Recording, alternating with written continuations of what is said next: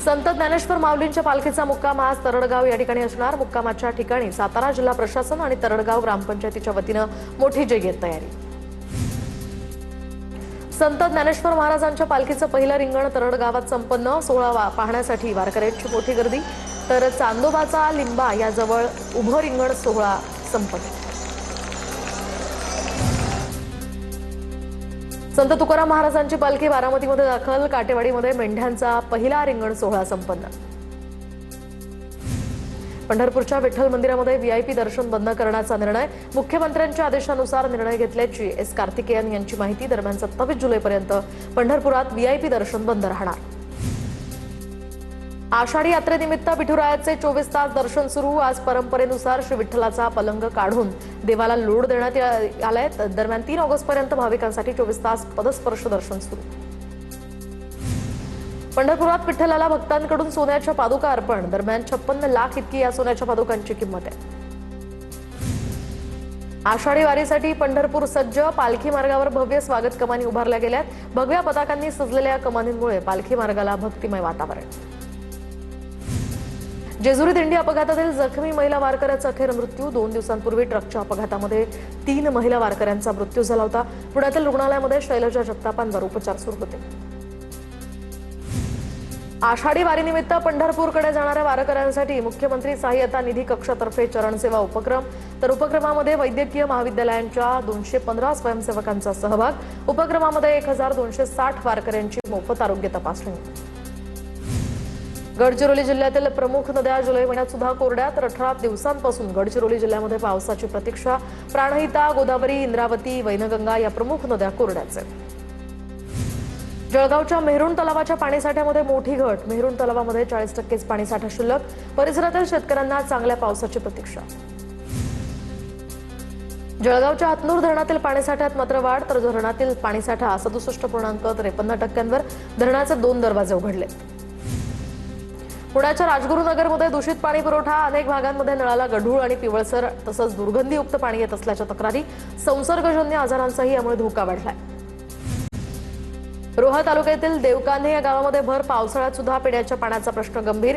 जलजीवन mission योजनेतील नळांना अजूनही पाणी नाही। 3 पाणी पुरवठा योजना राबवण्यात आल्या तरी सुद्धा पाण्याचा प्रश्न अजून सुटेना।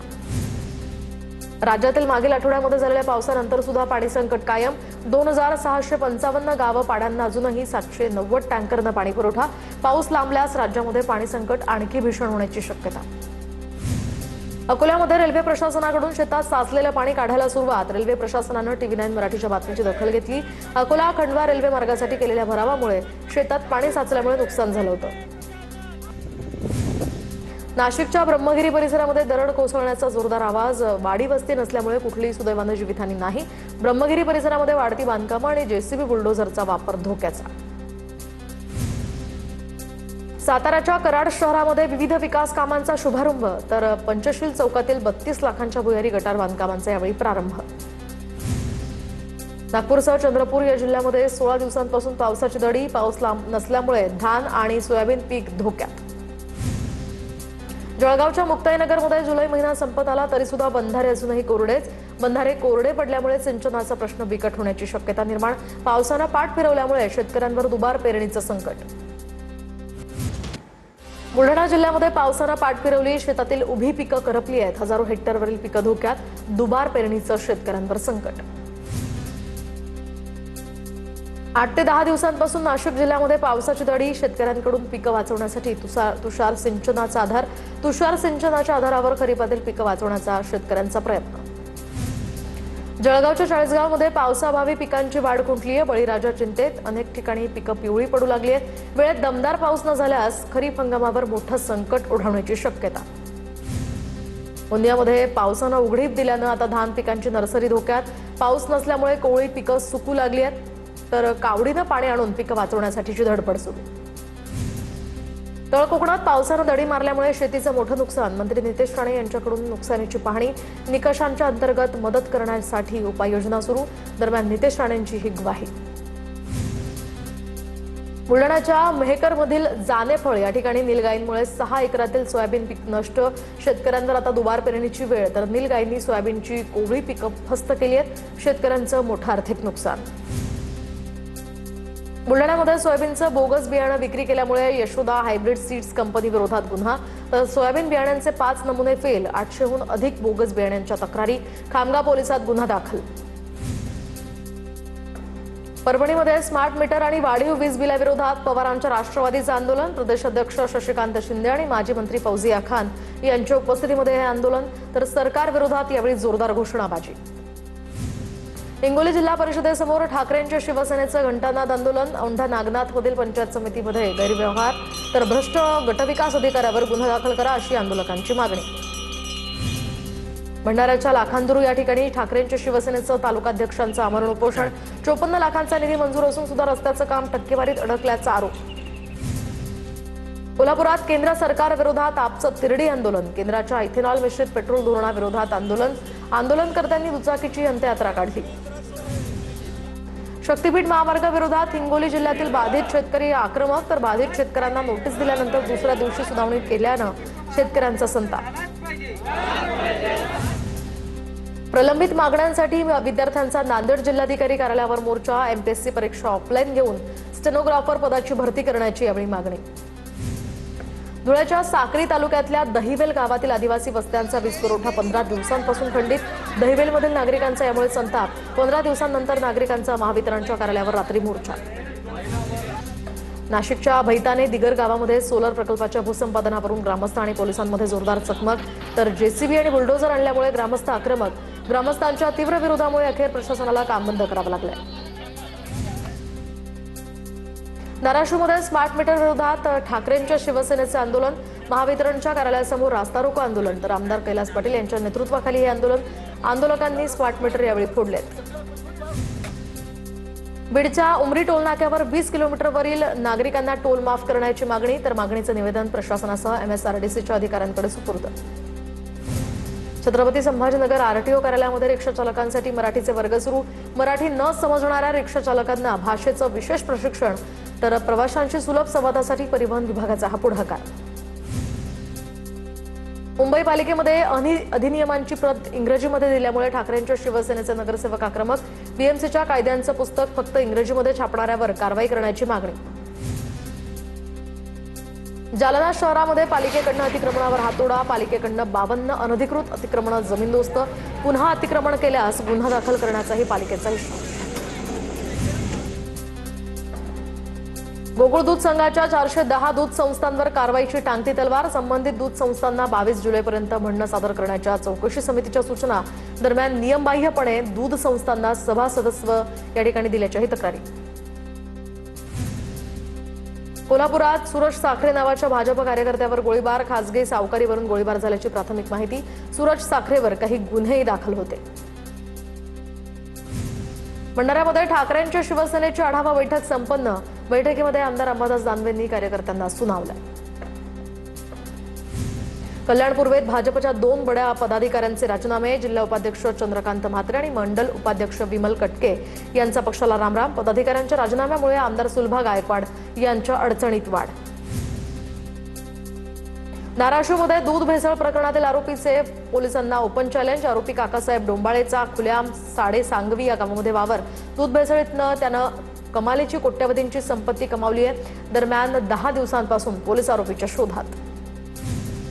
इगतपुरी मारहाण प्रकरणामध्ये मुख्य 3 आरोपी पोलिसांच्या ताब्यात। पोलीस कर्मचारी पेट्रोलिंग करत असताना आरोपी सापडलेत। इगतपुरी या ठिकाणी ग्रामीण रुग्णालयामध्ये वैद्यकीय तपासणीसाठी हजर केलं। वैद्यकीय तपासणीनंतर आता आरोपींना अटक करण्यात येणार। इगतपुरी मारहाण प्रकरणामध्ये सर्व 12 आरोपींना अटक। सोलापुरातील मुख्याध्यापकाचा शासनाला फसवल्याचा व्हिडिओ व्हायरल। अवधूत महाविद्यालयातील राजेंद्र वनवे याचा व्हिडिओ व्हायरल। शाळेतील शिपायाची बोगस मान्यता घेत या ठिकाणी फसवल्याची व्हिडिओद्वारे कबुली। चौकशी करून कारवाई करण्याची महाराष्ट्र शिक्षक सेनेची मागणी। बीडमध्ये एका आश्रमशाळेच्या संस्थाचालकाची गुंडगिरी समोर। शासकीय कार्यालयामध्ये महिला कर्मचाऱ्याला शिवीगाळ करत पतीला मारहाण। Video viral. दरम्यान शिवाजीनगर पोलीस ठाण्यामध्ये गुन्हा दाखल।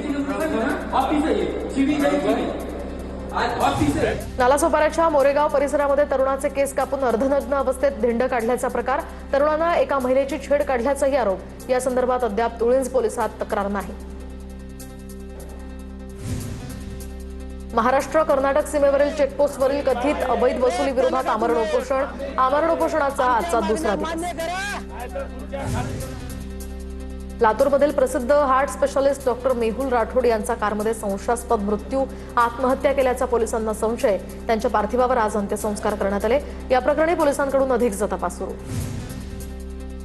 विरारच्या अर्नाळा समुद्रामध्ये 2 अल्पवयीन मुलं बुडाली. अर्नाळा पोलीस आणि लाईफ गार्डच्या मदतीने मुलांचा शोध सुरू. दोन्ही मुलं नालासोपारा पश्चिम साखर मोहल्ला इथले असल्याची माहिती. धुळ्यातील शिंदखेड्यामध्ये विंचू चावल्यामुळे 14 वर्षीय मुलाचा मृत्यू. साई भिला मोरे असं या मृत मुलाचं नाव. मध्यरात्री झोपेत असतानाच त्याला विंचू चावला होता. उपचारादरम्यान त्याचा मृत्यू. शिंदखेडा पोलीस ठाण्यामध्ये आकस्मिक मृत्यूची नोंद.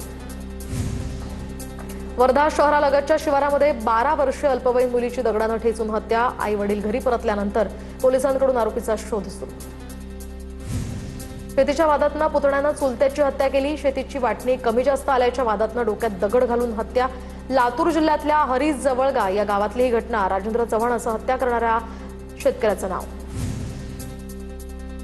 नाशिकच्या एका ठिकाणी चोरट्यांचा धुमाकूळ. नाशिक रोड परिसरामध्ये 4 दुकानांवर चोरट्यांचा डल्ला. चोरटे सीसीटीव्हीत कैद. मेडिकल, केक शॉपसह स्वीट मार्टमध्ये ही चोरी.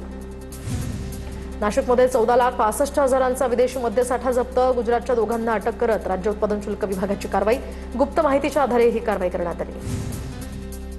नागपूरच्या रामदास पेठेतील हॉटेलवर पोलिसांची धाड. तर मेफेड्रॉन ड्रग्ज पार्टी करणाऱ्या 3 तरुणांना सीताबर्डी पोलिसांकडून अटक. अहिल्यानगरच्या श्रीरामपुरात एमडी ड्रग्जसह आरोपीला अटक. अस्तगाव फाट्यावर स्थानिक गुन्हे शाखेची कारवाई. लाखोंचा मुद्देमाल जप्त. या प्रकरणी पोलिसांकडून अधिकचा तपास सुरू. अकोल्यामध्ये एफडीए कडून गुटख्याच्या कारखान्यावर छापा. 50 लाखांचा गुटखा जप्त. कारखाना संचालक गौरव शर्मा विरुद्ध गुन्हा दाखल करण्याची प्रक्रिया सुरू.